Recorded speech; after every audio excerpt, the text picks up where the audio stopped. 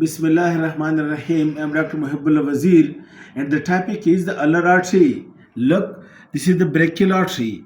In the cubital fossa medial to the tendon of biceps, it divides into two terminal branches. This is the ulnar and this is the radial. Ulnar is larger branch and the radial is smaller branch.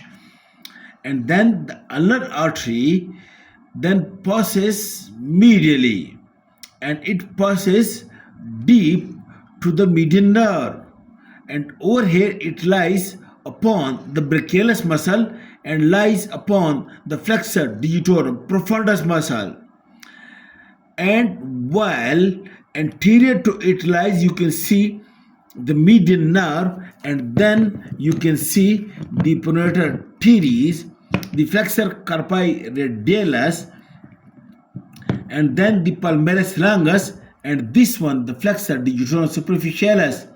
Pronator teres, flexor carpi radialis, flexor digitorum superficialis, and palmaris longus.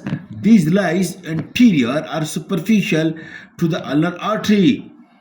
And then look, the ulnar artery passes medially, lying over the flexor digitorum profundus, and then it is overlapped, and then it reaches to the ulnar nerve. And over here now, the ulnar nerve and the ulnar artery runs side by side, with the relation that the ulnar nerve is on the ulnar side of the ulnar artery. That is, the ulnar nerve is on the middle side, while the ulnar artery is on the lateral side.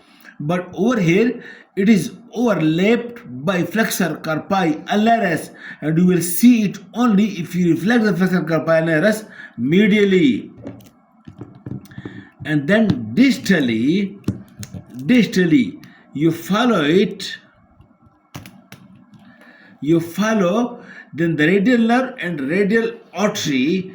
What happens that it becomes superficial between the tendons of flexor carpi ulnaris and flexor digitorum superficialis.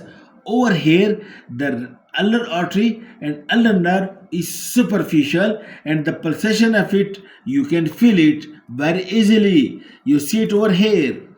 Look, this is the ulnar artery, and this is the ulnar nerve, and this you can see over here. This is the tendon of flexor digitorum superficialis, and this is the tendon of flexor carpi ulnaris.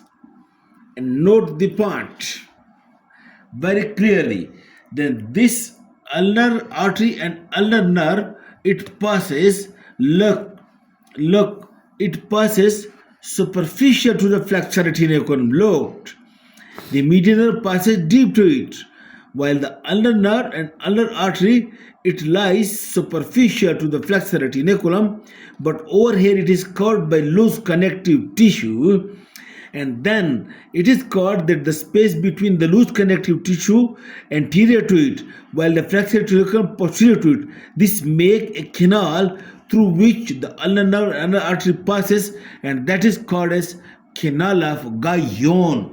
So the ulnar artery and ulnar nerve passes through the canal of Guyot and enters into the hand by passing through the canal of Guyot, that is anterior to the flexor retinaculum. And then this ulnar artery then turns medially. You can see it over here. Make it close.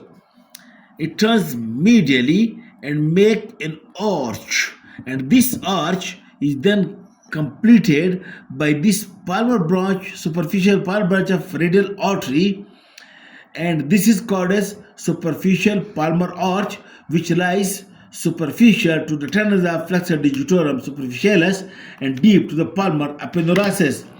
And this is the main supply. The digital arteries or digital branches are given by this superficial palmar branch, which is made alone by the subcontinuation of the ulnar artery, or people call it a superficial branch of the ulnar artery, but may be completed by a small branch from the radial artery, which is called a superficial palmar branch of radial artery. Now, what are the branches of the ulnar artery? Note, understand. Look,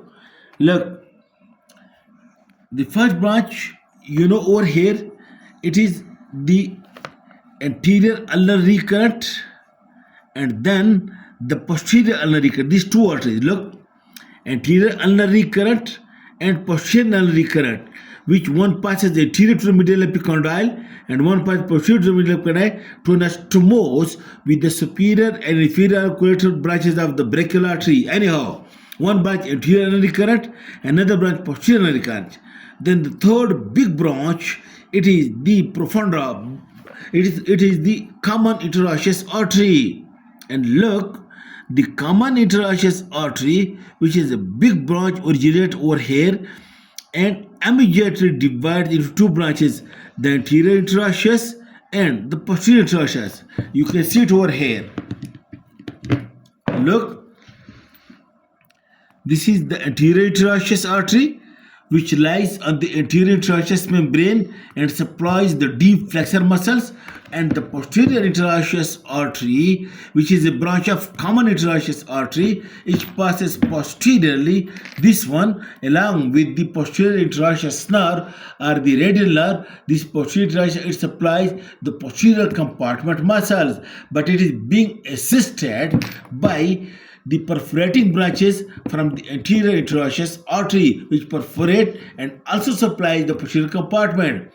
In this way, the posterior compartment is supplied by posterior interosseous artery, a branch of the common interosseous artery, assisted by perforating branches by anterior interosseous artery. Then, the other branch of the ulnar artery over here, it gives the ulnar artery, it gives over here a branch, look, the palmar carpal branch, which unites with the palmar carpal branch of radial to make a palmar carpal anastomosis. But this is also joined by other arteries we will deal later on. But palmar carpal branch of ulnar and palmar carpal branch of radial. And then another branch is the dorsal carpal branch of ulnar, which is also joined by the dorsal carpal branch of radial to form the dorsal carpal arch. Okay, and then another branch which is also given over here. Look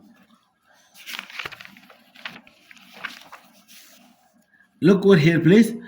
Then the ulnar artery continues as big branch, and that is called a superficial palmar branch of the ulnar artery, and that make the superficial palmar arch, while the one branch from it which passes deep, which is called a deep palmar branch, and this deep palmar branch of the ulnar artery, look, it joins the radial artery to form the deep palmar arch, which lies upon the metacarpal bones. In this way, the superficial palmar arch is wholly formed by the ulnar artery, but a small branch from the radial artery, while the deep palmar arch is formed by the radial artery, but a small branch from the ulnar artery. In this way, the ulnar artery, and also don't forget that the ulnar artery gives many muscular branches as well. Many muscular branches are being given. You can see by the ulnar artery muscular branches. Okay.